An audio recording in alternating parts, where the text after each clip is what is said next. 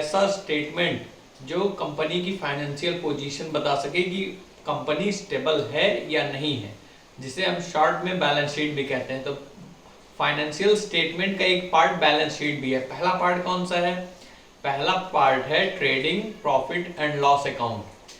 तो भाई ऐसा स्टेटमेंट जो कंपनी की इनकम स्टेटमेंट और कंपनी की फाइनेंशियल स्टेटमेंट यानी फाइनेंशियल पोजीशन की स्टेबिलिटी बता पाए, उसे ही फाइनेंशियल स्टेटमेंट कहते हैं। सबसे पहले ट्रेडिंग प्रॉफिट एंड लॉस बनाना पड़ता है, ट्रेडिंग अकाउंट बनाना पड़ता है, फिर उसके बाद हमें प्रॉफिट एंड लॉस अकाउंट बनाना पड़ता है और लास्ट में बैलेंस शीट बनाना पड़ता है। तो इन तीन चीजों को आप कंसीडर कर सकते हो फाइनेंशियल स्टेटमेंट में।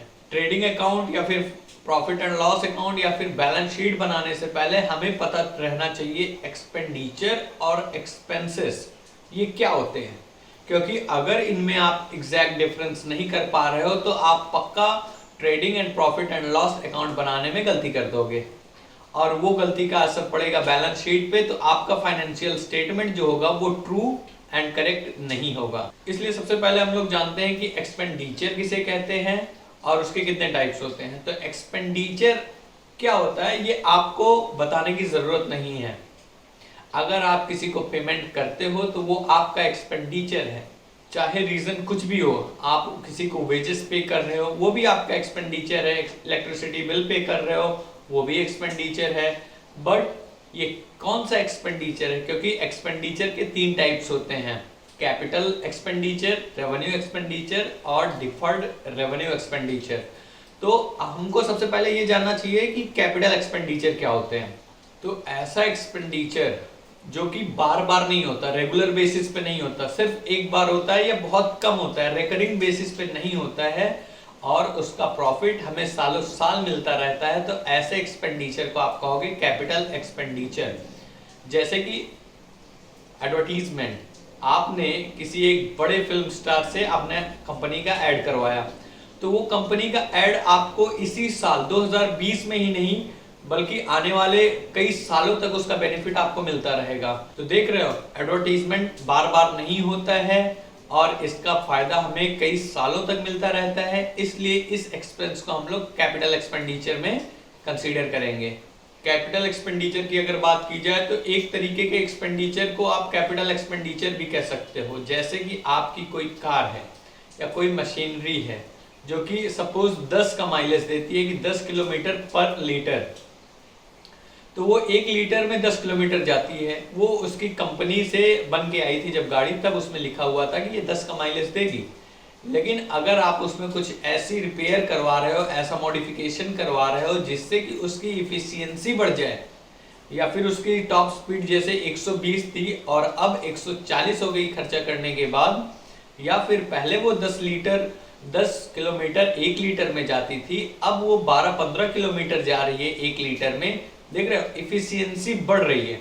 तो ऐसा कोई भी खर्चा जो आपके एसेट की उम्र बढ़ा दे, और उम्र ही नहीं साथ ही साथ इफिशियंसी भी बढ़ा दे, सबसे मेन पॉइंट है इफिशियंसी, ध्यान देना।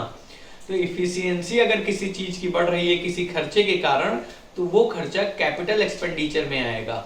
जैसे आपके पास कोई क्रेन है, क्रेन 10 तल्ले तक काम कर सकती है, अगर आपने उसमें कुछ और एड ऑन प्लस किया, एडिशन किया आपने, जिसकी वजह से वो 15 तल्ला तक काम कर पाएगी, तब यहाँ पर इफिशियंसी बढ़ जा रही है। तो ये खर्चा जो है ये कैपिटल एक्सपेंडिचर में आएगा, ये हमेशा बार बार नहीं आता है, ये बात ध्यान देने वाली है।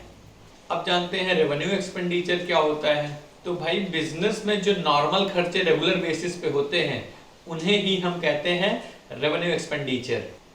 कैपिटल एक्सपेंडिचर बार बार नहीं होता है, रेवेन्यू एक्सपेंडिचर बार बार होता है।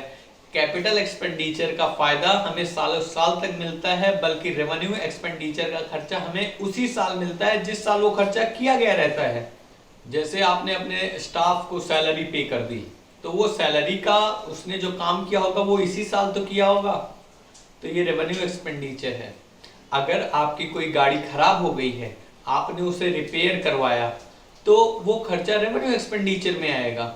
देखो रिपेयर कराया है, उसको ठीक कराया मतलब वापस से उसी पोजीशन में लाया है जहां पर पहले वो काम करती थी। सपोज आपकी जो कार थी वो 10 का माइलेज देती थी, तो वो खराब हो गई, अब फिर से आपने रिपेयर कराया तो वो 9 का या 10 का माइलेज दे रही है, तो वो रेवेन्यू एक्सपेंडिचर है। और अगर 10 से वो ज्यादा का माइलेज देने लगी तब वो कैपिटल एक्सपेंडिचर है। जो रेवेन्यू एक्सपेंडिचर होता है वो ट्रेडिंग या प्रॉफिट एंड लॉस अकाउंट के डेबिट साइड में लिखा जाता है, लिखा जाएगा हमेशा डेबिट साइड में,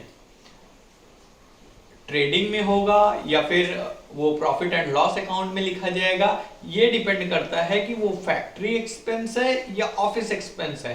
फैक्ट्री एक्सपेंस है तो ट्रेडिंग अकाउंट के डेबिट में लिखा जाएगा, और अगर वो ऑफिस एक्सपेंस है तब वो प्रॉफिट एंड लॉस अकाउंट के डेबिट साइड में लिखा जाएगा। तीसरा आता है डिफर्ड रेवेन्यू एक्सपेंसेस। तो भाई ऐसा रेवेन्यू एक्सपेंस, देखो इसमें नाम ही है कि रेवेन्यू एक्सपेंडिचर, तो ये रेवेन्यू एक्सपेंडिचर है लेकिन इसका अमाउंट जो होता है बहुत बड़ा होता है। तो हम लोग क्या करते हैं कि इसको हम लोग 2-4 साल में डिस्ट्रीब्यूट कर देते हैं, क्योंकि इसका जो बेनिफिट है वो भी हमें कई सालों तक आने वाला रहता है, सिर्फ 1 साल तक नहीं आने वाला रहता है, इसलिए हम इसे कहते हैं डिफर्ड रेवेन्यू एक्सपेंडिचर। अभी भी थोड़ा डाउट रह गया है कि कैपिटल एक्सपेंडिचर, रेवेन्यू एक्सपेंडिचर और डिफर्ड रेवेन्यू एक्सपेंडिचर में डिफरेंस क्या है, तो अगले वीडियो लेक्चर का इंतजार करना है जिसमें मैं डिफरेंस भी बताने वाला हूँ। कैपिटल एक्सपेंडिचर तो हम जानते हैं कि कहाँ पे लिखा जाएगा, हमने ये भी जाना कि रेवेन्यू एक्सपेंडिचर कहाँ पर लिखा जाएगा, revenue expenditure trading profit and loss में लिखा जाएगा। लेकिन ये डिफर्ड रेवेन्यू कहाँ पर लिखा जाएगा, ये डिफर्ड रेवेन्यू एक्सपेंडिचर सपोज जैसे 10,000 मैं एक बड़ा अमाउंट लेता हूँ, जैसे कि 1 करोड़ रुपए का मेरा एक्सपेंडिचर हुआ, तो अब 1 करोड़ रुपए को मैं 10 साल में बांट देता हूं। सपोज 10 साल में मैंने उसे बांट दिया तो 10-10 लाख रुपए हर साल मेरा खर्चा दिखेगा वो। तो 10 साल, सपोज इस साल 10 लाख मैंने वो प्रॉफिट एंड लॉस अकाउंट में दिखाऊंगा, बाकी का 90 लाख रुपया मैं एसेट में दिखाऊंगा बैलेंस शीट के। जैसे कैपिटल एक्सपेंडिचर को हम लोग बैलेंस शीट के एसेट साइड में दिखाते हैं, वैसे ही हम लोग बचा हुआ अमाउंट, जो अमाउंट इस साल का है वो तो हम प्रॉफिट एंड लॉस अकाउंट के डेबिट साइड में दिखा देंगे, लेकिन जो बचा हुआ अमाउंट है उसे हम लोग दिखाएंगे बैलेंस शीट के एसेट साइड में, क्योंकि ये एक फिक्टिटियस एसेट है।